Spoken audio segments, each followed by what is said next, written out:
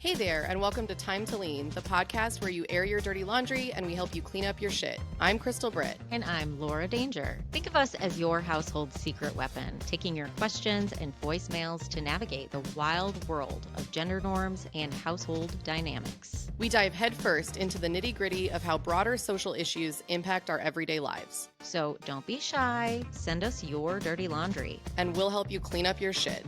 This is Time to Lean. Hey everybody, welcome back to Time to Lean. I'm Crystal, this is Laura. How are you doing, Laura? How is your day going? We're doing good. It's the day after 4th of July that we are writing this, and I know I showed you videos, but Chicago's loud. Legitimately bonkers. Like when people are like, oh, I have to give my dogs and cats and animals like THC or CBD pills to, like, I don't know if you give dogs THC, that was probably too much. If you give them stuff to sedate them for 4th of July, I was like, I mean, I guess there were some distant, like boom, boom, boom, boom, boom, but like nothing like was happening in Chicago. That's crazy. Yeah. And they go off until 1 a.m. I mean, it was truly thousands of dollars spent just on our block, I'm sure. And it's illegal. They are illegal here, which is so funny. It's wild to me because of they're illegal here too, but and so you'll only see like one shoot up in a residential space like every once in a while, because the cops will go to that spot and find the people that are setting those off.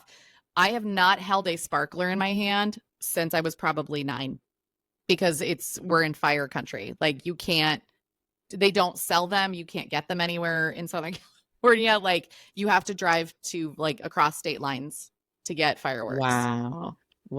So that's the last time I held a sparkler was last summer when I visited my sister in Tennessee, and she's sending me videos yesterday of them lighting off Roman candles and shit. And I'm like, man, my kids are like, when are we going to do fireworks? And they think fireworks are those teeny little bags that you throw on the floor and they go pop. Oh, that's what they think fireworks are, because that's the only thing you can get. Fun. Mm-hmm. We have those. We do those. So that was really fun. And is it hazy there? Like in the city the day after 4th of July? Like the sky's just like hazy? Yeah. Yep. Yeah. Yep. Yeah. Yeah. How are you? Ours is too. Ours is like that too. I am okay. I am doing okay. I feel like I've been thinking it's Friday all week. So today is Friday, which is great, but it's going to throw off my whole weekend. So we'll see how my brain decides to deal with that. Okay. We got this email that I thought was really interesting and really intriguing, because I was telling Laura before we hopped on to record that I find it so interesting that while we started off this podcast as talking about fair play, and initially we had talked about like troubleshooting and using the podcast to help people troubleshoot, and it kind of evolved into this bigger, like looking at the wider picture, the broader picture, and the broader implications for like communication and the way we understand our partners and each other and ourselves and our communities. We love that direction that the podcast is going into. And we got an email, a form submission on our website, which you can absolutely do at timetoleanpod.com, that spoke to that. So I thought it would be something interesting to talk about today. So let me go ahead and read this. This person who submitted says, I recently saw something shared from Twitter and found it really interesting. Someone says in response to someone else, I've been asking my male friends to do something. Watch if the first response to everything a woman tells you is to either refute, to say no, or something negative, to respond in a negative way. One friend texted me later, holy fuck. The problem is constantly putting up with unwarranted resistance is bad for mental health. This gets horrid when it piles up. It makes daily conversations with men anxiety inducing for women. And then the submitter says, my edit, people socialized as women, when you have to literally prepare a defense for everything. I've totally experienced this. My husband is so resistant to even the tiniest things. And I really resonated with her thoughts. I'd love to hear y'all discuss this on the pod. So essentially, this person was saying, I saw on Twitter that someone said, I'm challenging my male friends to notice what their first response is when they're speaking to a woman. If it's to engage and like be participatory, or if they notice that they're like immediately want to refute it, they immediately want to say no, they immediately want to be negative, and that the response that they were getting from male friends was like, oh my God, like I didn't realize that I was doing that consistently. Um, Laura, what are your initial thoughts off the top? Initially, it made me think about a study that we've talked about in the past that talked about the difference between communication styles. And actually, as I'm thinking about this right now, I think that the book Parenting Beyond Pink and Blue might talk about it, which is maybe where it came from for me. It's Mm, come up in other things, so um but it is, I mean, this is definitely something that I have noticed, and not necessarily just men, but I think that there are people in general, and I feel like I've noticed this at work. There are people mm, that I will talk to and I'll have an idea, and then they will not, it's not the yes and build on kind of conversation. And I love working with people who are able to do that and be like, oh, I'm going to take the information in, think about it, understand it, continue to build on a perspective. It's like an empathetic version of talking, instead of just being like, oh, here's what's fucking wrong with that. Like, that's how it feels when yeah. someone's like, uh, trying to poke holes in what I have to say, not taking into account what I have to say. And I feel, yeah, like I get really defensive when the first reaction is there's not an empathetic pause, or there's not like, Mm-hmm. yes. And there are people that I have talked to like that. So yes, I was just like sort of inserting myself in this and thinking about it. So those are just some of my initial thoughts. How about you?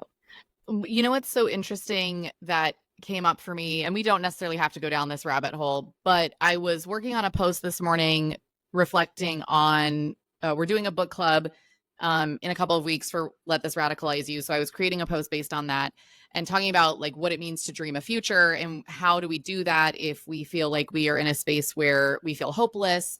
And I cited TTRPGs, which stands for tabletop role playing games, if you're not familiar, as one of the modalities to imagine a new future. And when you were saying the collaborative, like empathetic approach to having a conversation is what you find to be like the most helpful and like the most engaging for you, is the nature of, I mean, it's supposed to be the nature of TTRPGs, but it's definitely the nature of all of the TTRPGs that I listen to and the media that I consume, because they're all improv actors. And in improv, the rule is you have to say yes and not no, right? Because you have to keep the scene going. You can't stop the scene. That brings the scene to a halt. Um, so sometimes they'll say no, but and like suggest something else, but that is not as encouraged as the yes and. But even a no but is still an engaging of like, well, no, I hadn't considered that, but here's something else that here's an alternative way of framing it and looking at it. So I just thought that was interesting. That was an interesting tie-in. So we saw Dungeons and Daddies, which is TTRPG. What Mm-hmm. does that mean, by the way? Can you tell people what that means? A tabletop role-playing game. So like Like what give an is it? example of What like does what that is mean? that? Totally. So Yeah. tabletop role playing is when you play with figures or you play with dice. You play with physical things on a tabletop. So unless you are like the highest level of nerd, you would never have heard of things like Warhammer 40K, or Kids on Bikes. But you play it on a tabletop with friends, and it's a collaborative storytelling modality. I love it. I was trying to explain it yesterday, and I was like, it's playing pretend Yeah, it with is. adults. It is playing pretend because a lot like Dungeons and Daddies plays with theater of the mind. There's no video component. And in the tabletop role playing community, you can play with figures or you can play with theater of the mind, which is where you just imagine it as you go. It's literally playing pretend. Yeah. Well, we saw Dungeons and Daddies live, and somebody said something like, there was like a ghost, like someone was turned into a ghost in the story, and then someone else wanted to follow them through the wall, like wanted to follow that ghost through the wall, and they were not a dead person, and they were like, can I do that to the person who was the DM, the dungeon master? Is that Yeah, the game dungeon master or master, the dungeon game master. master? Yeah, the guy who's giving the direction and running the course of the game. So yeah, was like, can I do that? And he was like, I guess. And then like put up a massive challenge. Like you have to do this one thing in order to make that possible. Um, so I appreciated that where it was like, I mean, that's not the way I thought it was gonna go, but let's do it. Right. And like, how can we do it?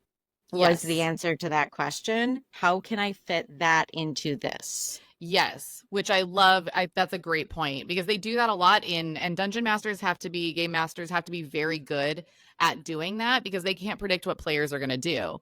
Right. And so in conversations as well, it's better. I also love, and this is just like my own thing. I also love that uh typically or like historically, tabletop role playing games have been geared mainly toward people who are socialized as male. And so if you Hmm. take that template and go, well, you can do it in this space, right? Because the campaigns that fall apart, the series of stories, if a group is playing together, the series of sessions that create a whole story, the ones that fall apart are the ones where they are not collaborative, right? Where they are like, but Hmm. I'm going to go off here and do my own thing. And it's like, okay, but that doesn't move the story forward. We all have to do something together. So I love the idea that like, no, a lot of nerds have a context of how to collaborate in communication. You've done it. So anyway, that's super interesting. Yeah. And so if anyone's lost, because I have never, If like, I'm anybody's not, lost, just I, call me. If anybody's lost, get in my DMs. I fucking love talking about TTRPGs and storytelling and the way I don't think I've even told you this. I'm visiting my sister next week in Tennessee. And on the 16th, I'm getting a tattoo with an artist that I've had my eye on, and it's going to be a D20. And underneath or around, it's going to say "It'll be all right" because that's from the season 1 theme song of Dungeons and Daddies.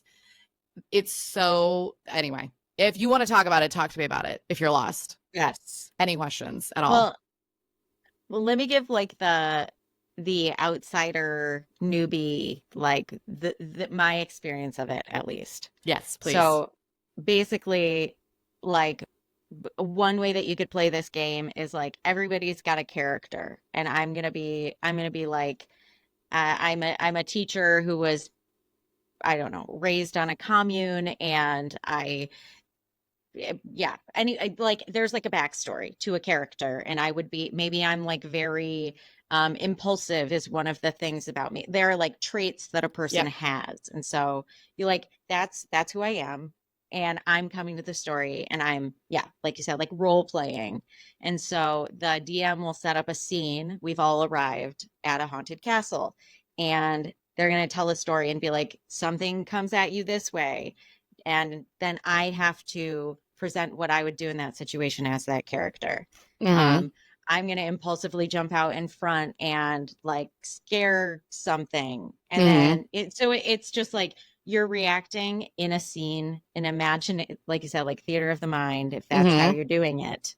Mm-hmm. It's a big pretend session, and the rolling of the dice plays into Yes. how well it goes for you or how poorly.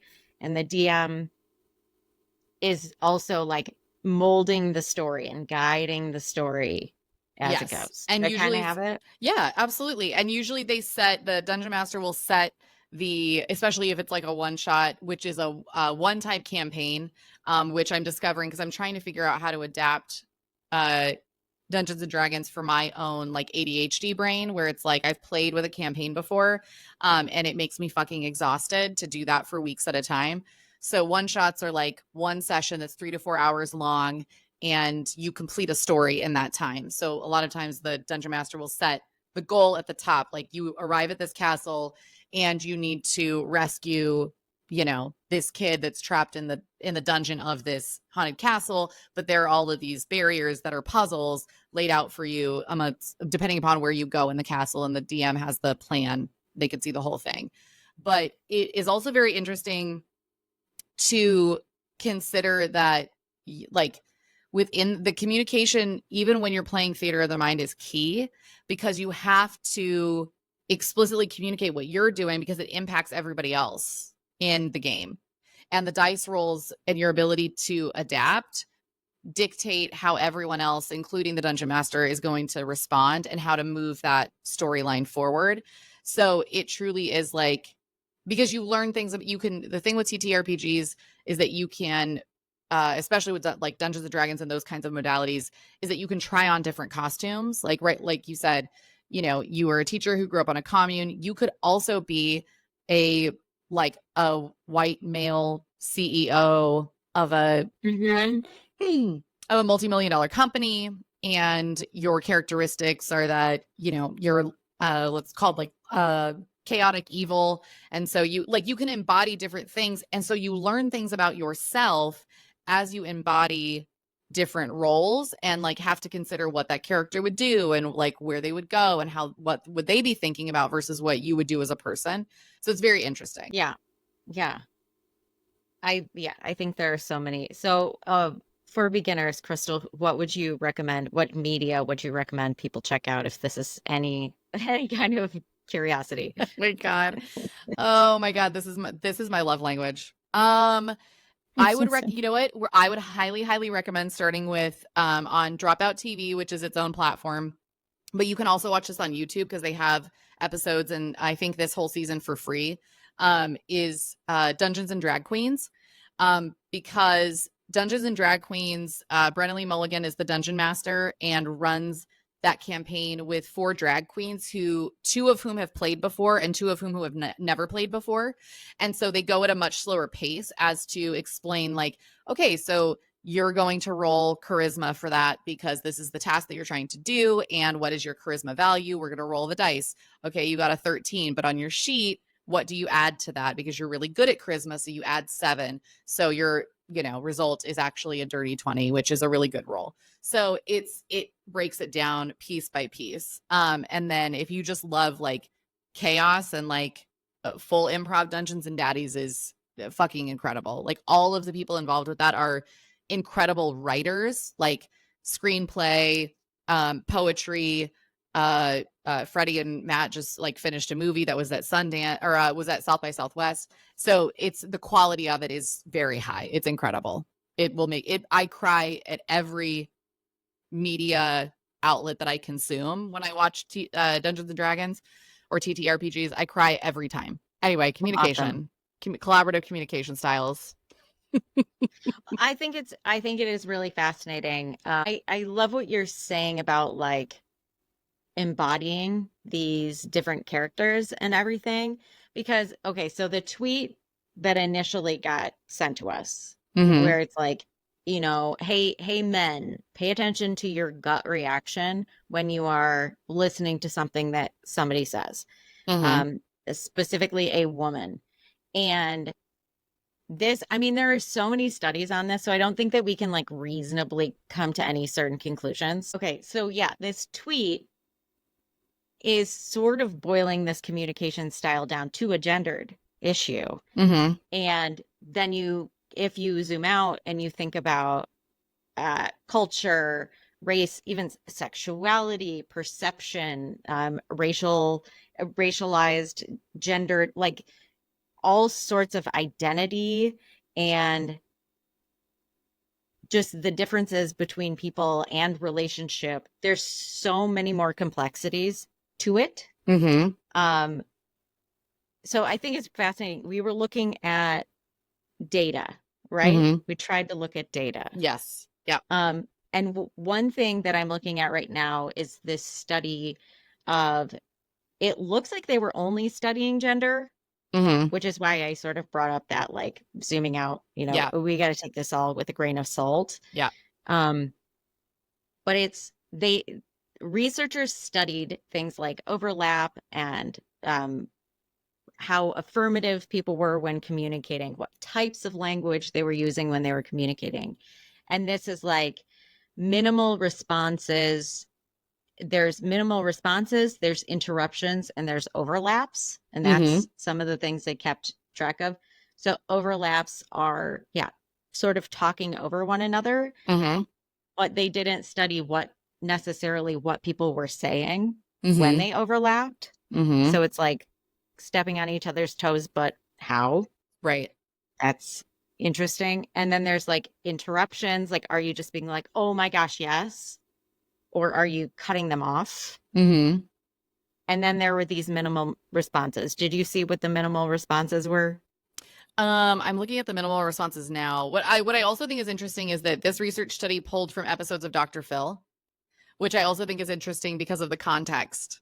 Yeah, Sting. because of the context of like because of the I mean, if you've seen 45 seconds of Dr. Phil, those would be probably more heated arguments or like discussions. Like in the communication, it would be more charged, I guess. Okay, because what the study was comparing as well is within these different types of within the communication style, they're comparing collaborative style of communication versus competitive style of communication, which is what we felt like this tweet boiled down to, and what the people who are socialized as male were noticing coming up within them when they're having conversations with people who are socialized as women, um, having those conversations of noticing like, oh, I want to cut you off, or I want to defend, or like, no, that's not true, because those responses are more competitive. So this study for minimal responses defines it as a strategy which is connected to a collaborative style. And because women tend to use more minimal responses, which is what the study found, women seem to use more collaborative communication than competitive communication. But minimal responses are defined as like nodding, as like saying, yeah, it's yes anding with your like verbally or with your body, nodding.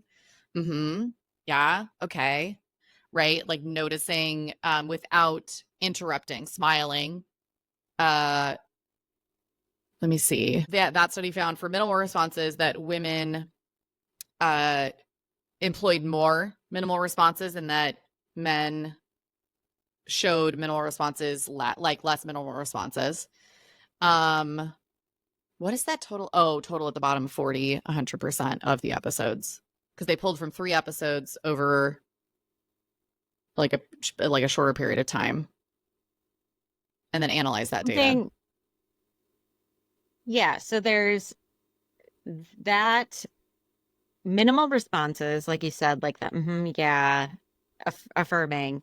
There's also, so interruptions, they talked about interruptions is there were two different kinds. Mm-hmm. There was cutting off, and then there was, I'm seeing they're writing about like finishing someone's sentence, like proving that Mm-hmm. you were listening and being excited to answer. So Mm-hmm. this person was like, um, it's just I'm trying to say that one who speaks, it's just that the other person goes, yeah, you have to speak slowly, right?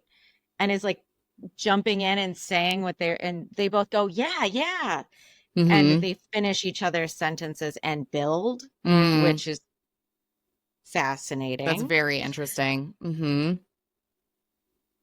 Um, and then what was the last The one? last one was overlapping speech, which is interesting because I wonder if they included the interruptions and then also analyzed them for overlaps. Because overlapping speech, they define as a very complex strategy used both by male speaker and female speaker, but female speakers tend to use it much more than male speakers in a mixed sex conversation. They define it as either positive or negative, depending upon how the speaker is as a person, which is interesting. Um, they cite a research study that defines 2 types of people as high involvement and high considerateness speakers, where overlapping speech shows different effects. Hmm. High involvement speakers Yeah. give priority in a conversation to expressing enthusiastic support. High considerateness speaker does not prefer to impose on the conversation as a whole or on specific comments of another conversant. Okay.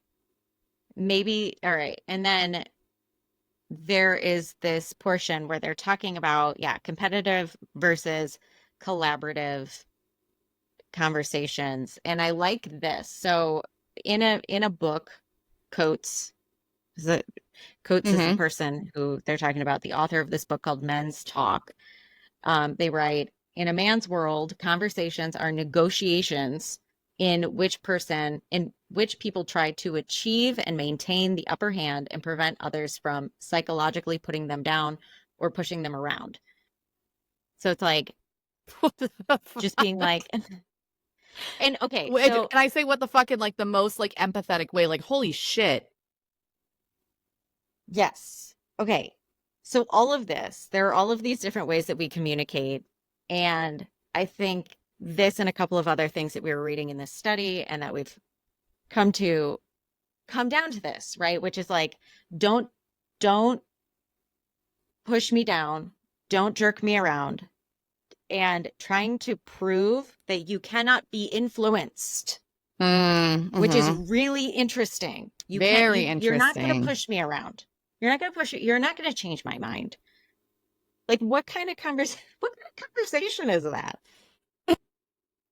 Well, and what's interesting is that like it's not a conversation, right? To your point, which is interesting because that study also cites that while women prefer or while women see overlapping speech as positive, as like a yes anding, men prefer more monologues, one at a time floor in conversation. And so if a female speaker overlaps a male speaker at a one at a time conversation, he may experience as an interruption and that the speaker's trying to take the floor, which is like in that case would not be the intention. But it's still important to like notice that because like you said, like if you are socialized to see someone overlapping you or even agreeing with you, because I that has happened before in conversations I have had with my partner, right? Where I'll say something to overlap. He'll get defensive and I'll say, hold, I'm agreeing with you.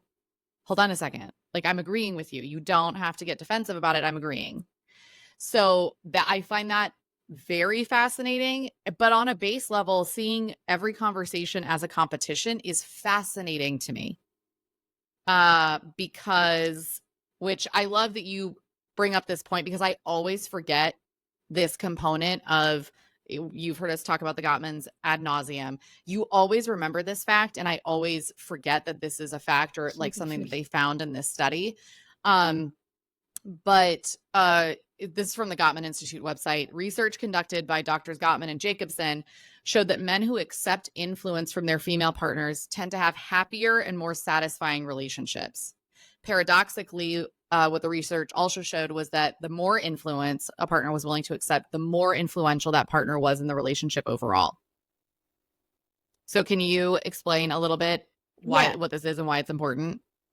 Okay. So I'm putting that piece of information together with this piece of information when men and women are talking to one another. I'm thinking specifically of this tweet. Okay. So Mm-hmm. if if I am if we see a man and a woman having a conversation at a bar and she's like, did you see that that new restaurant opened in the neighborhood? They took the spot of a local place. I'm really bummed about that. That it feels like they're taking over the street, like, wow, it's really pushing out the locals. And the guy is like, no, they're not. Like if his first inclination is like, yeah, but I mean, you need to have like fresh faces in the neighborhood. Um, if I were her, I would be defensive.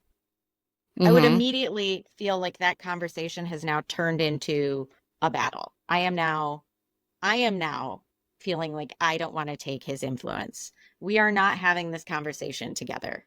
Well, You are because then it's against me. it's not a conversation then. Right? Like because it's so interesting because a response like that to me feels like a door closing.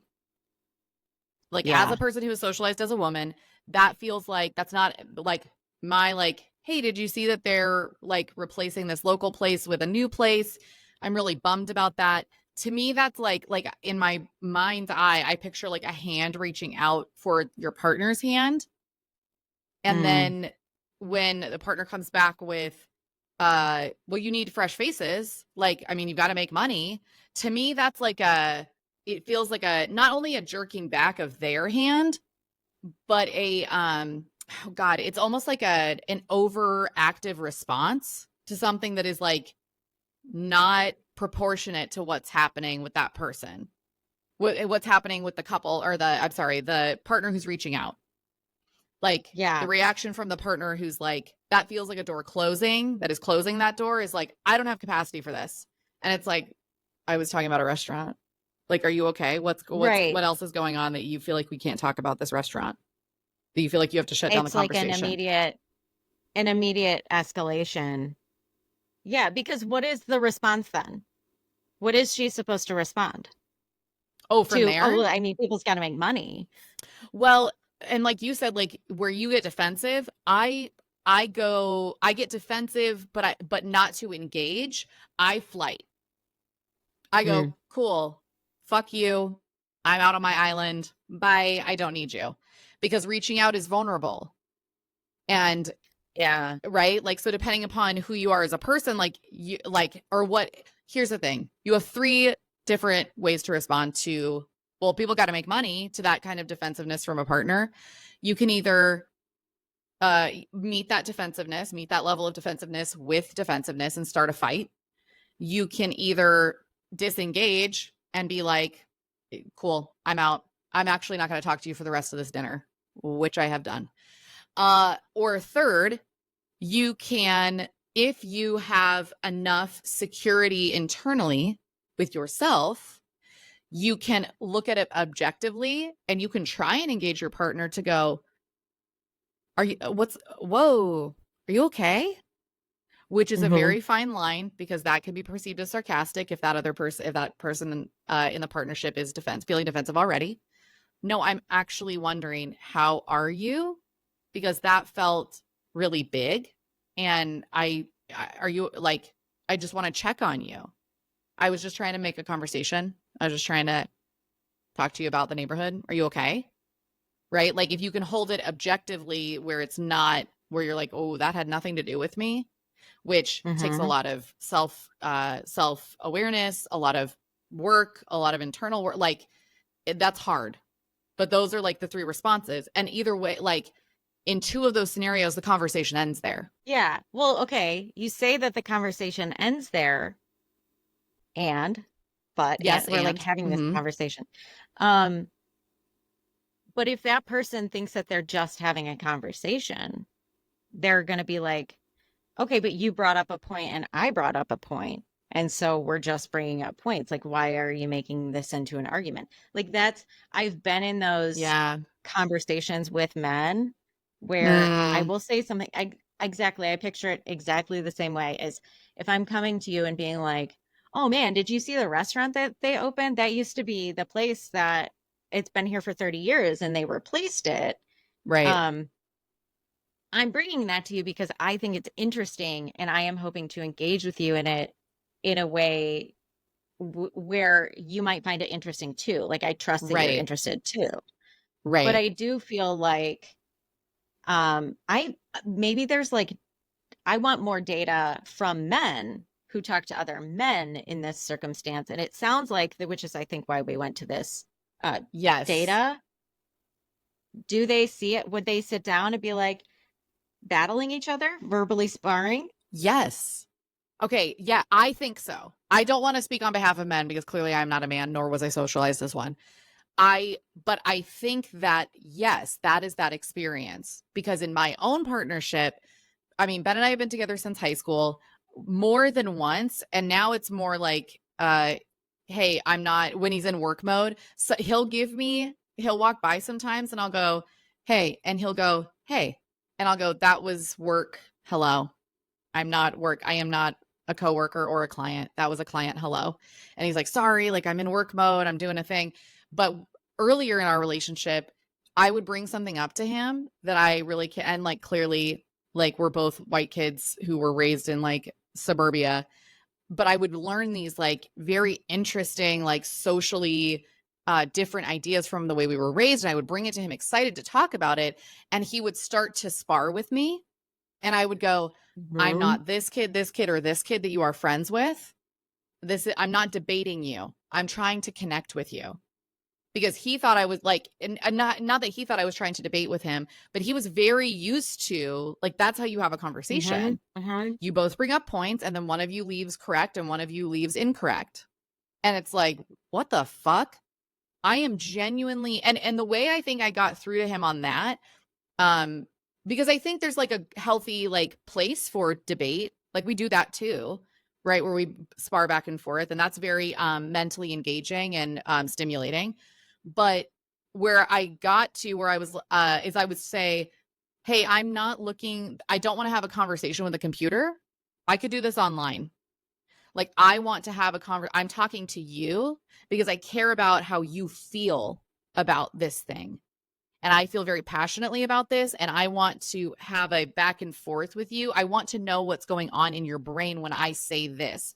I don't give a shit about like the numbers or like, you know what I mean? What your friend thinks about this or what, you know, you read about this. I want to know internally what's going on with you. I want to know you is the point of that conversation, not to win, which I think is foreign for Yeah. men because I don't think Yeah. society allows them to experience that. Yeah. Okay. Let's bring that full circle. Yeah. And Um, sorry, go ahead. Yeah, go.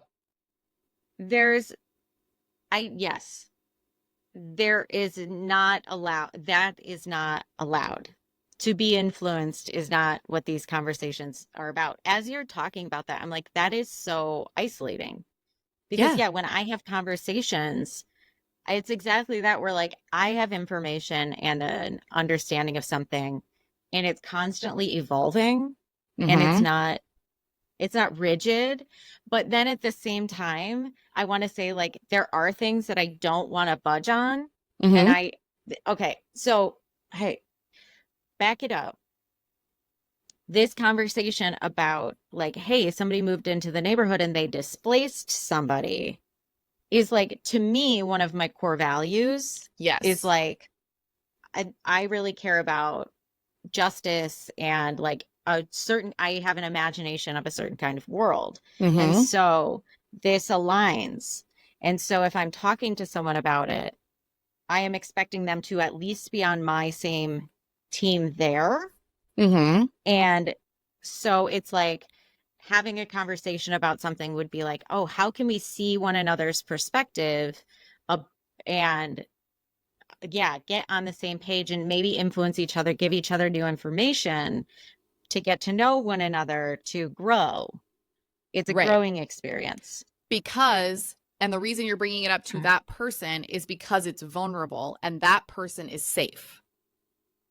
Right? Like that's the other Mm-hmm. component that is really important because I don't have these conversations with everybody about what's nearest and dearest and deepest Yeah. in my heart, right? Like I have those conversations with very specific people who I know who love me and have my best interest at heart so that I can back and forth with them, get whatever I need from it, like connection, intimacy, confidence, whatever I need, so that then I can take that from my internal circle to my outer circles where I can be passionate and spread that information or whatever, right? To take action. But you're also sharing with them because, yeah, oh man, it's that thing also with partnership where it's like, it's not just anybody. I want to have this conversation with you. Does that make sense? Yeah. Yeah. Well, and that's with anyone, right? Like Yes. anytime I have a conversation, there's a purpose. I have two things I want to bring it to. In this study that we were talking about, in this section, they go on, they say generally because of how men that they studied come to a conversation trying to maintain an upper hand, conversations for men, it's like a contest, a struggle to preserve independence. It is Mm, believed that men do not talk too much, which is seen as strong and silent, or they talk compulsively and competitively. Another important factor to show in conversation is status. Status is very mm, important for men, and this is connected to independence. Independence is key because a primary means of establishing status is to tell other people what to do, and taking orders is a marker of low status. mm, Even though most of the time men use competitive communication in mixed sex conversations and all male conversations, it can happen. There's a typo in the text. oh, yeah. It can happen that men also choose collaborative conversation. Men tend to use cooperative style where speakers know each other well and have shared knowledge. But that so bell hooks, bell hooks in The Will to Change have talks you guys about heard of bell this. hooks? In The Will to Change, she talks about this at length, which is so fantastic. But she writes, um, dominator culture. That's what this is. And so Mm, it's kind of like, regardless of your race, your socioeconomic class, your gender, your sex, your sexuality, all of this, because the culture that we exist in is this patriarchal, white supremacist, um, imperialist culture. It is a dominator culture, which always frames conversations, relationships as a power struggle. So when we Jesus talk about Christ. when we talk about men are having this competitive language, that's why it's this is not a man thing. It's not a men Right. thing. Right. This This is a culture thing.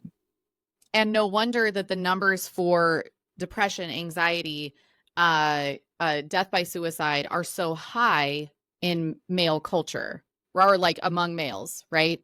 Because that's so isolating.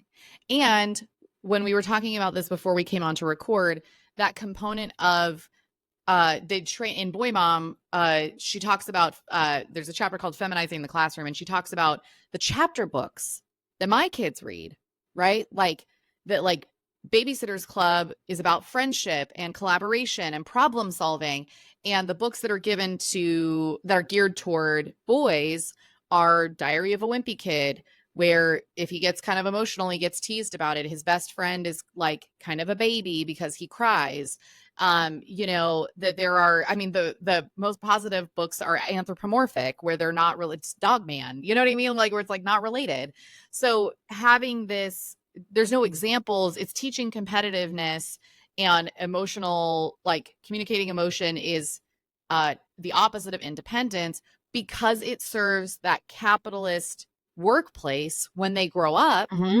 of Mm-hmm. that's what you're supposed to, it's training them for management and like within a Right. capitalist machine from the age of 5. Yes. What the Yes. fuck? Not talking, not talking to infant boys as much and not engaging them in a tender way is exactly that, is putting them in a place of seeking status constantly, constant seeking of status. I'm going to bring this to another bell hooks quote. Visionary feminism is a wise and loving politics. It is rooted in the love of male and female being, refusing to privilege one over the other. The soul of feminist politics is the commitment to ending patriarchal domination of women and men, girls and boys, anyone. So that's it. It's the Yeah. collapse of competitiveness. Yes. She goes on, love cannot exist in any relationship that is based on domination and coercion. Males cannot love themselves in patriarchal culture if their very self definition relies on submission to patriarchal rules. When men embrace feminist thinking and practice, which emphasizes the value of mutual growth and self actualization in all relationships, their emotional well being will be enhanced. A genuine feminist politics always brings us from bondage to freedom, from lovelessness to loving. It gives me Love goosebumps. her. And Yes. it's that, like, when you look at it linguistically, when you look at it with that gut react of like, oh no, I can't be wrong. I cannot be wrong here. We cannot be growing here. I cannot be influenced. It's such a like a little microcosm of such big fucking issues. Right. Right. And the other thing that I wanted to make sure I pointed out is that clinically, from a clinical therapy perspective, that is pulling someone's worldview out from under them. In a similar way, when I deconstructed my faith, right, when I had mother died, that pulled the rug out from under me because I had spent so long finding my reassurance from how she saw me and understood me and the feedback that she gave me. I lost my center. This is the equivalent to that. when you're trying to get a man to, the way I'm understanding it, right, is when you're trying to get a man to understand those components, is pulling the rug out from under him, and to be able to take all of that on it, to be able to dive into that, there's going to, unless they've had an example where they've seen somebody else close to them do that before, and they've engaged with them with a conversation about that to know what it's like, this is the equivalent to ruining their life, because you're requiring them to build a new worldview in under a relentless pressure that says if you do that, you're going to lose everything. And the irony of that is that if they don't do it, they lose intimacy, they lose connection, they lose the values of what are the actual connections and meaningful in life, because of being conditioned to live under that pressure, because of the system, not because of them, not because of who they are as a person, but because of the system that holds them hostage.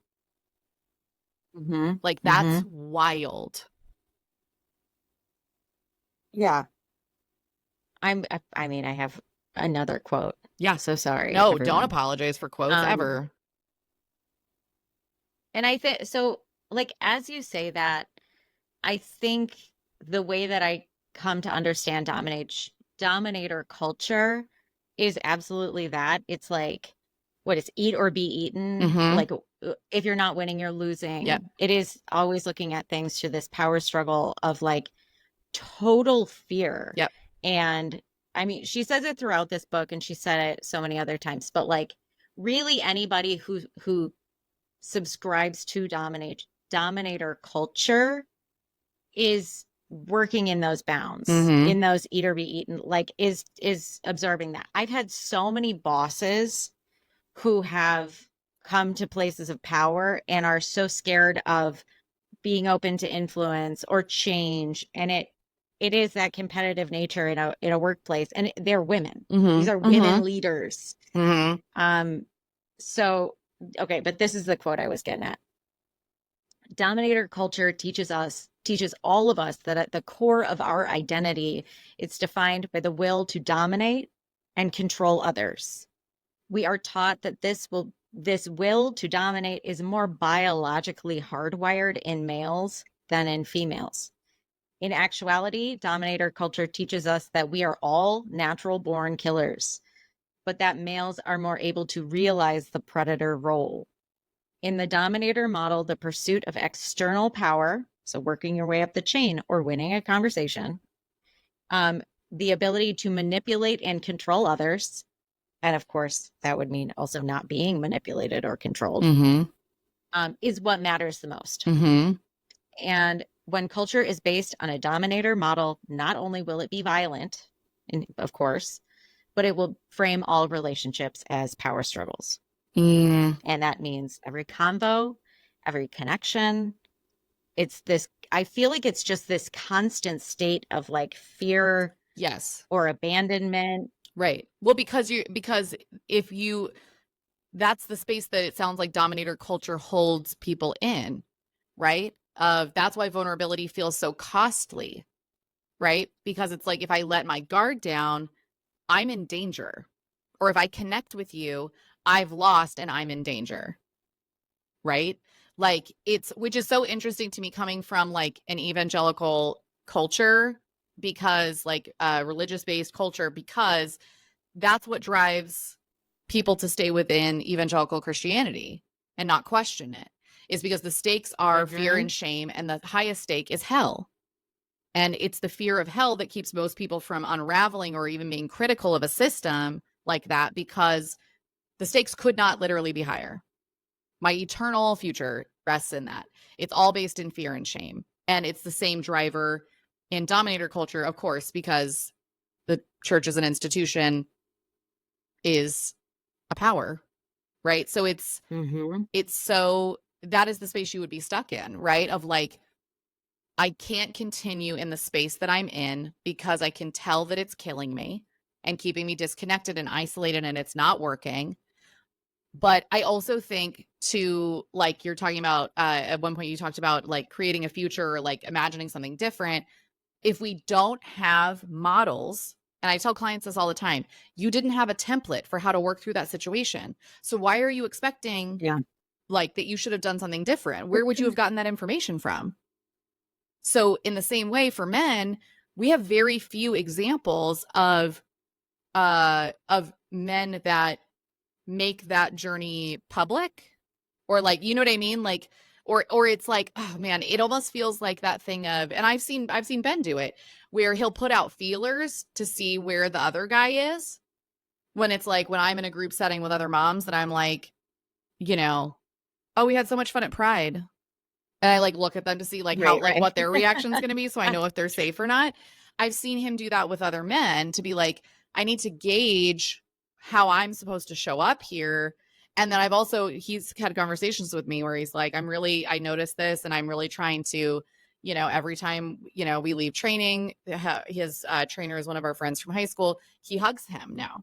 You know what I mean? Like, where that wasn't something that he did before. So it's, unless you have good examples, you don't know, there's nowhere to go. It's like, I can't, then you end up stopping at like, Yeah. I'm trapped. I'm stuck. I do think that that's a really tricky part of this, is being aware that the culture and the worldview is that this is always going to feel like a fight for people.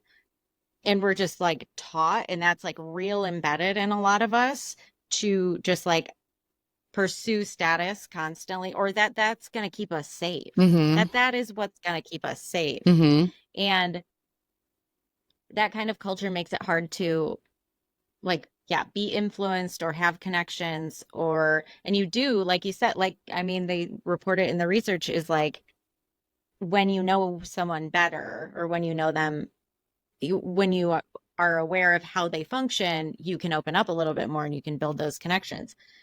Um, but I guess Rose Hackman has talked about this before with emotional labor, like, having to protect someone else's feelings adds a new layer to this. Mm-hmm. So when there is some kind of like power imbalance, whether it's a white woman and a black man, or a black man and a white man, Mm-hmm. or like any sort of any disabled person trying to advocate in their workplace, Mm-hmm.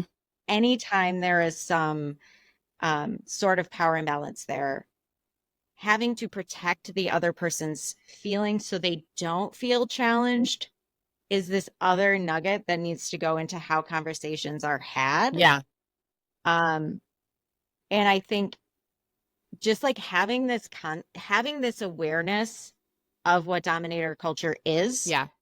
and how it holds us back, like constantly processing how it's holding me back from closeness, from building connections with people, from learning how to own mistakes and change, and like how that dominator culture affects every aspect of me and how it might be affecting other people. Mm-hmm.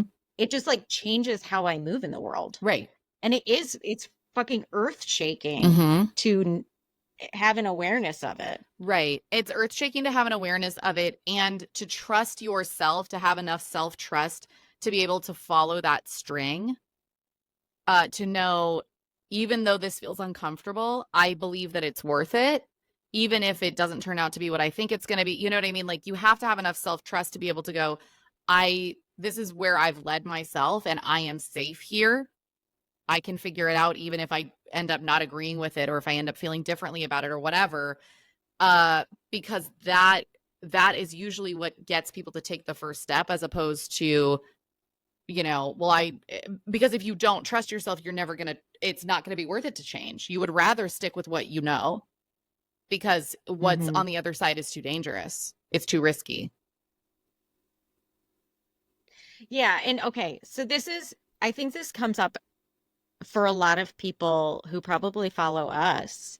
Um, and I think this is just like a universally familiar experience, but like when you do have someone at work, in your family, in your partnership, whoever, who is consistently on the opposite side, or is receiving your bids for connection as a challenge, Mm-hmm. it is like, that's why I bring up emotional labor, is it can be feel violent. It can feel emotionally violent to be shut down. Yeah. And that's what this tweet is like they're in the original tweet is like, it can feel damaging Mm-hmm. to constantly be treated as if your bids or your requests for attention and connection are an attack. Yes. And so, like, at what point, if you're constantly like, hey, do you want to have a conversation about how we're doing this thing? And they're like, well, let's do it this way. Like, it's constantly like a jerk back or a, hey, I'm going to challenge you every step of the way. At what point is that I'm just going to call it violence because it's hurt. Yeah. How, at what point does that hurt cause someone to be like, I don't fucking want this. Like, this is too much hurt for me.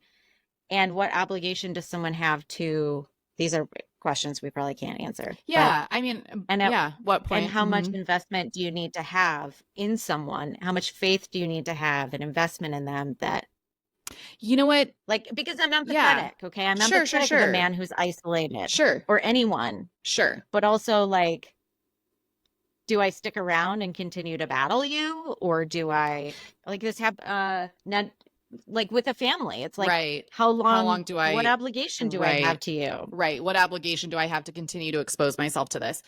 Okay. So a couple of things. I think that because I'm trying to imagine being in a situation where I'm constantly being met with opposition. And I think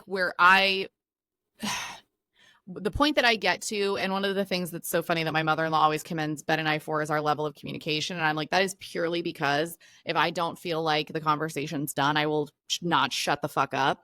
So I keep going and going and going. And Ben is he avoids confrontation, so he is very open to listening. So he will listen until I'm like, hey, I need you to respond in some way. But I would say uh, my inclination would be to one time, sit your partner down to say, hey, I want to have a conversation with you. And to talk about, to say, I want to have a conversation with you, but I need to say some things first before I want you to respond. I just want you to listen. And I would say the purpose of me having, like, I feel like our interactions have been more competitive than collaborative. And I feel like you're isolated and I worry that you're lonely. And I worry that when I try and connect with you, you are perceiving it as like me attacking you or challenging you. I love you.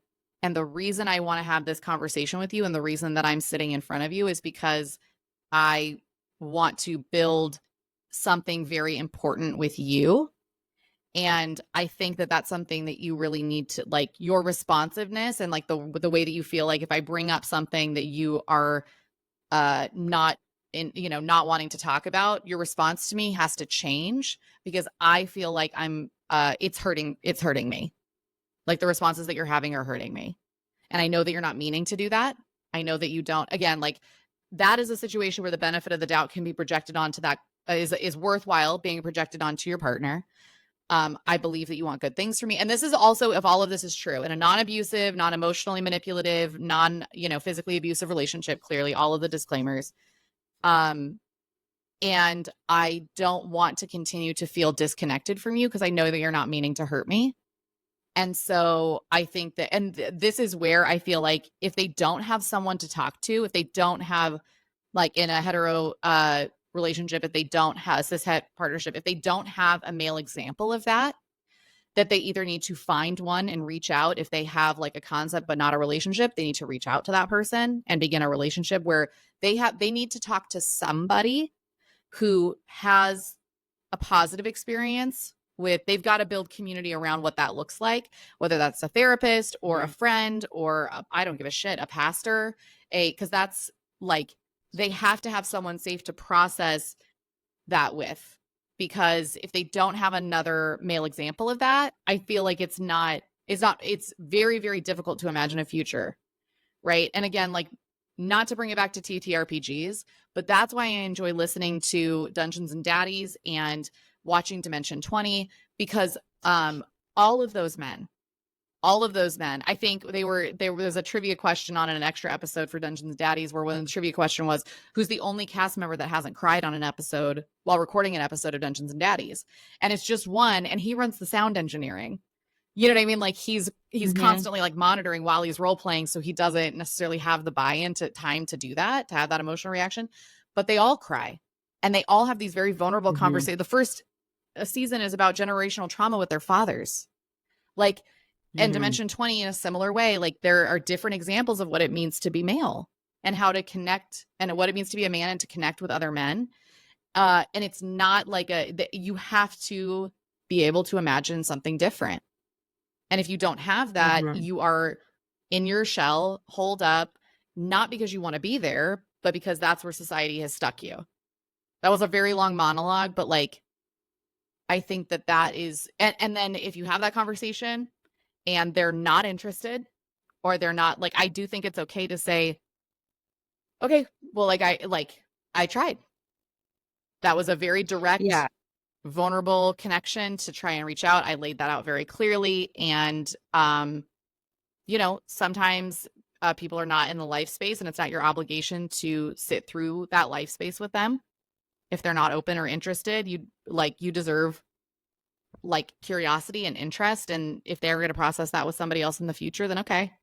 Yeah. I mean, as you're saying that, I'm just like, I don't think that I can imagine a situation where someone who in a dynamic where someone consistently is receiving bids as attacks and is constantly treating and has that is fully embodying that worldview that the entire world is a competition, every single thing, and like having their entire identity tied to this idea of being immovable. I don't think that that would be received. Like Mm, they're like you said, it's a world exploding conversation, mm-hmm. and that would feel like I just imagine one having that conversation is incredibly risky. Like you said, that's For such sure. a wildly vulnerable place to be. Yeah, And I I think that receiving that would not necessarily feel like an attack, but it would feel so disorienting mm-hmm. that I can't imagine someone who has full buy-in would be open enough because they'd Mm. they would be receiving it as an attack as they have received every single other interaction of their life. So you feel like there would need to be like a foundation laying before that conversation, or like would you say there would need to be like steps to what would be considered like a good faith effort from the partner who feels attacked consistently to be like, okay, you've shown up, we've like kind of has allowed themselves to be influenced, we've kind of like, you know, tippy toed our way toward Mhm.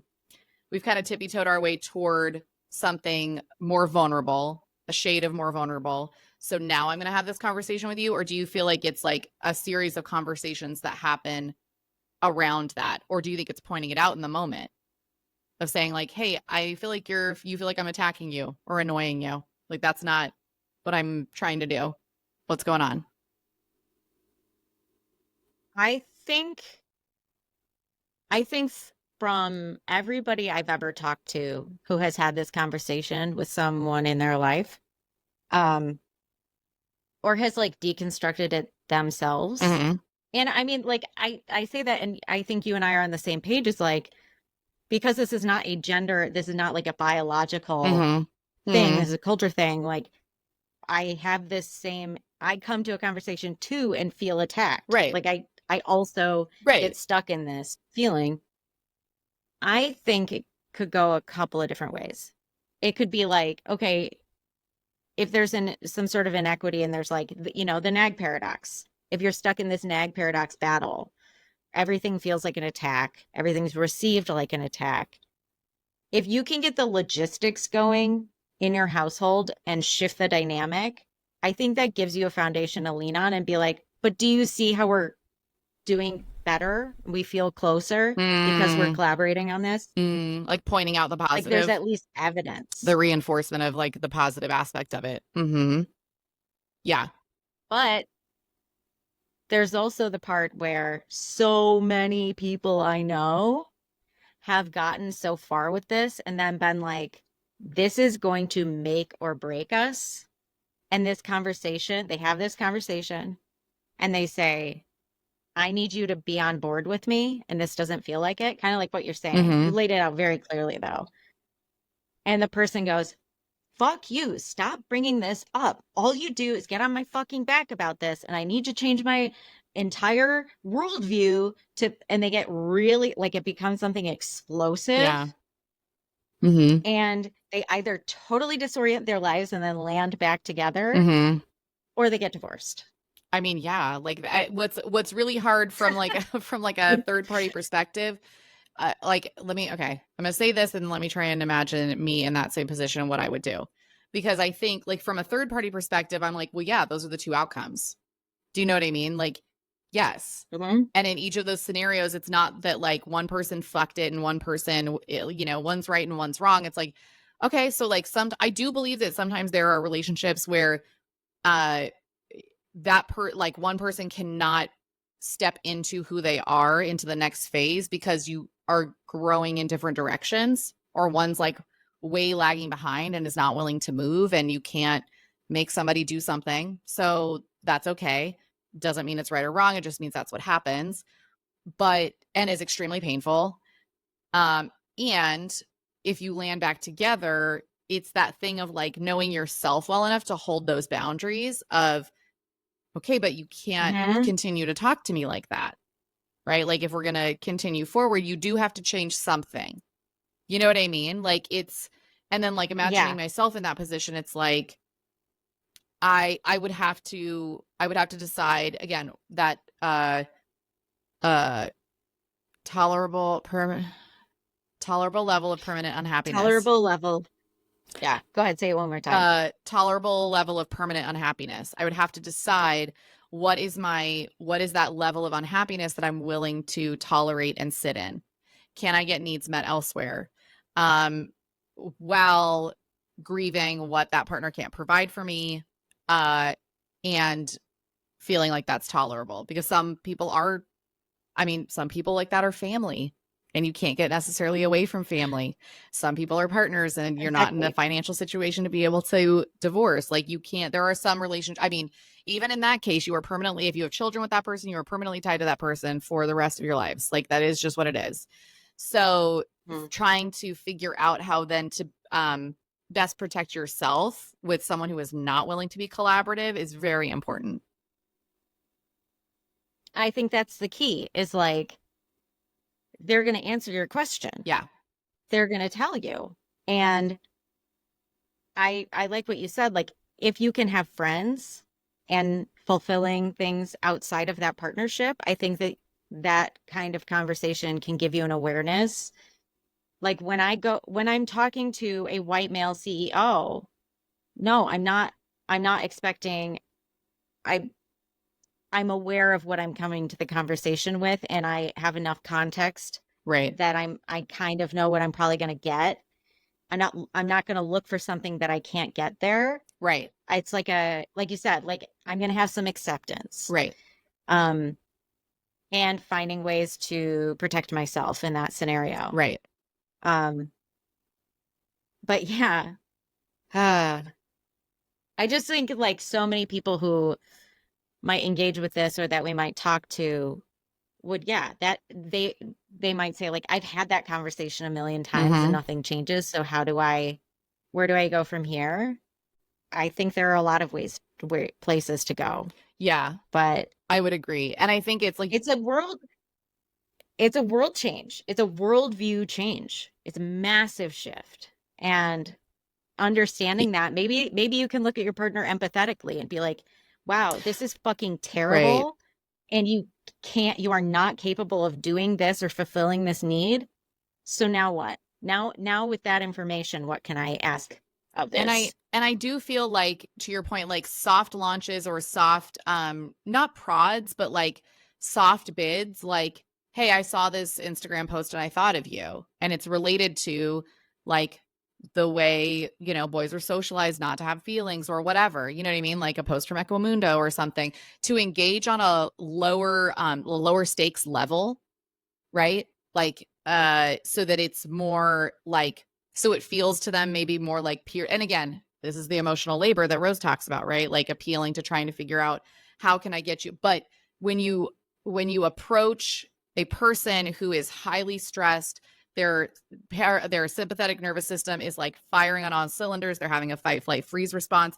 You can't come at them and I hear what you're saying. You can't come at them and be like, sit down, I need to have a very serious conversation with you, because the response to that is only going to be explosive. It's only going to be disproportionate, right? So like having soft steps and soft launches of, I see you, I want to connect with you, as close as you can get to the underlying need that you both have. I want to be close to you. I want to have this conversation with you. Like, I want to make sure these conversations are safe for both of us and that you feel seen and heard, like almost mirroring what you want also, to be able to make it more of a feel like more of a peer-to-peer conversation than a manager to an employee conversation, right? Like destroying that Mm-hmm. hierarchy as much as you can, or acknowledging it in having those like soft launches, like, okay, well, maybe I can't discuss this, you know, the concept of dominant culture to you, but I can send you a meme about dominant culture that Yeah. will feel softer. Okay. And here's the other really hard thing, because I'm thinking of all of the women, this does seem to be like, because of our culture, a pretty gendered Mm-hmm. issue. Mm-hmm. Though it isn't always. Like, Right. that's always the caveat here. It is not always. I'm imagining if somebody is having this conversation and they're like, I'm so sick and tired of being received as if I am attacking them. I feel isolated. I feel rejected. I'm just trying to talk to you about the restaurant down the street, and it's got to be a fight. Um, and the partner might be like, I'm not fucking fighting with you. Like, I'm talking. This is I'm how I having a talk. This conversation. is how I talk Right. to my friends. Mm-hmm. Mm-hmm. Um, and I'm thinking like, okay, if this person is thinking about how much can I tolerate, what's my tolerable level, and what is this going to do? I think being aware that this could be a relationship ending is a good thing to remember. Mm-hmm. And with that, knowing that, or it could be a relationship ending, or it can be lead to acceptance that this is what Right. it's going to be. Right. Um, so like a negotiation in your head, this could lead to you being like, well, this is what it is now. Um, you can, with that information, be like, I'm taking you to fucking therapy. Mm-hmm. We're going to find room in our budget, and we're going to do this with a With a third third party party. present. Mm-hmm. And we're going to talk about this with a third party present. Because like you said, like when it comes to, um, I think that abuse, and I'm sure abuse is so much sneakier Yes. and more present. And I think that consistently being, uh, met with opposition over and over and over and over again Mm-hmm. can beat you down. Yeah. So like, this might not be an emotionally safe situation. Mm-hmm. There are, being aware of that and carrying that knowledge, and hopefully this conversation can be some validation that like, it's incredibly vulnerable Yes. to say, I'm trying to connect with you. I am not trying to attack you. I'm saying this with pointing my finger at you right now. Like, so Yeah. of course they'd receive it as an attack. But it is a threat to them, because it's like, Right. if you don't get the fuck on board, Right. Right. this could change our, it is kind of a threat, isn't it? I A mean, little well, bit. and that's the thing too. It's threatening. I think that when we hold it, right? When we hold it in like when we're met with that opposition consistently, we hold that inside, right? Of like, oh, it wasn't safe to approach at that time. Okay, well, I'm going to try again in, 3 weeks. And I do. And I'm met with the same like attack and opposition. Like there's also a tension that builds with the partner who feels like they're being attacked and the partner who is bringing something up, because the partner who's bringing something up is like, oh, and the partner who's getting ready, who's getting ready to be attacked is like, oh, so then you're both like, And they're oh, like, Jesus Christ, again. Yeah. right. So it's like this tension that like, is almost, I'm imagining like is almost like electric of like, uh it's also unpredictable. Then you like we haven't even talked about if one of you is neurodivergent. You know what I mean? Because then like it's the unpredictability of I don't know how you're going to react, but I anticipate that it's going to be bad and I have to anticipate it's going to be bad because I've got to protect myself. Like there's just I think like if you are in that kind of like whirlwind, finding a therapist who is well versed in that to be like we need a third party to like be able to point out what we're not seeing because this is what we're dealing with and we've got to have some sort of map to go through it and we can't like we're neither one both of us are too amped up to create a map on our own. We can't we've got to have Mm-hmm. somebody else to do it. Yep. And they might take the invitation to therapy as a threat. Mm-hmm. And yeah. And if they do, like again, it's okay if here's the thing. I would also say that your partner perceiving everything as a threat or an attack or that invitation for vulnerability as an attack is also not about you. That is something like they're taking it out on you. They're saying it's you. It's not you. That is something that we learned very, very early on, like in the first 5 years of life of what it means to be dependent, what it means to have a caregiver who responds in an appropriate way, who responds in a timely manner, who builds emotional bonds with us. If if I'm trying to teach my dog to do a new trick or something, it's going to take a lot of work and reinforcement. I can't punish him for not knowing how to do something right off the bat. Like, and it's scary and confusing and is like, what are you doing? So it's really, really tricky when trying to connect with your partner and build on a relationship feels like an attack to them because it's almost like when like those research studies with babies who were not held enough like in state care, state mandated guardian care where they were not held and then they not only do not seek out touch, they recoil at physical touch, right? Where it's almost like, this is too painful for me. I can't, my system doesn't know what to do with you trying to connect with me. That's also an individual Mm-hmm. level for you and your partner. In that case, I would recommend individual therapy. And the way Mm-hmm. I actually recommend couples, because I see some couples who see individual therapists outside of our couple session, but even when I just see one part of the couple in session with me, and then they like, I don't see them for couples therapy clearly, but like I'm seeing one person, I'll say, that sounds like your partner might want to work that kind of stuff out in therapy. Take what we've talked about today, talk together about it, and then decide what you guys are going to talk about in individual therapy next week and work it out. So then Mm-hmm. you can like work it out in your own safe spaces and then come together to have a conversation. Here's what my therapist said. Here's what my therapist said. Might be helpful. Mm-hmm. Mm-hmm. Mm-hmm. And that, yeah. I even like I'm just thinking that dominator culture thing through hearing that, being the person being told you should talk about that. Well, and No, finding no, I should not because right. And I because think because you telling me that is influencing me and I can't do that. and I can't be influenced. I can't be told what to do, or I don't like how it feels to be told what to do. And I think too, that is again where it's like, that's up to them, right? Like you can't control Mm-hmm. that. That is Mm-hmm. something that is completely out of your control. And saying something Mm-hmm. like, I mean, definitely there's one way to deliver, like, you should probably talk to your therapist about that versus Yeah. I'm really like, I feel like this has come up for us a lot. I wonder if it would be helpful if we both talk to our therapist about it to see if they can offer any different perspective and then give us a different way of talking about it to come together because I know we both don't like how this feels when we talk about this or when we come together to have this Mm-hmm. conversation. Trying to figure out how in your relationship what it looks like to neutralize that threat or attempt to neutralize that threat. Mm-hmm. This might be our Okay. longest episode. Well, I don't know that we have a longer episode it than this. absolutely is. No, Clearly, we have a lot to say we'll about put communication. resources. Yeah. And this is such, I mean, like you said, this is like a cultural through line. Like this Yes. is our culture. Yes. Yes. Which is why it's so And important. Mm-hmm. exactly. It's in every single thing we do. And to be aware of it is just like you said, it is worldview shattering. It I mean, I think about it every day. This is my Mm-hmm. this is one of This my is my Roman Roman empires. I Empire. think about it Yes. every Mm-hmm. Yep.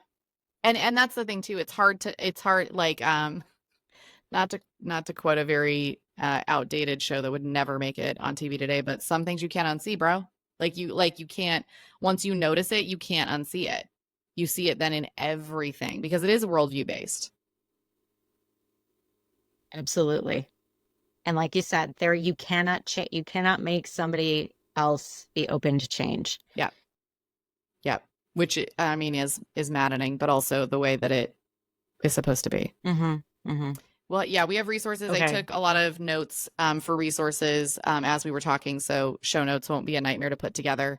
But we really appreciate you guys and bringing this up and seeing us and being here and seeing our like wider purpose for having the podcast. We just really appreciate you guys. Um, you can Mhm. join us on Patreon if you want to talk about the book we'll be discussing in a couple weeks called Let This Radicalize You. That is free. And then we have our Patreon if you want to subscribe for more content. We'll see you guys next time. Bye. Bye. Thanks for joining us on another episode of Time to Lean. Your questions and stories are what keep us going, so keep those voicemails and messages coming. Until our next episode, remember that you can always find us on social media and, of course, in your podcast feed. You can also subscribe for $5 a month on Spotify for uninterrupted episodes and bonus content. We're so grateful for your support. See you next time.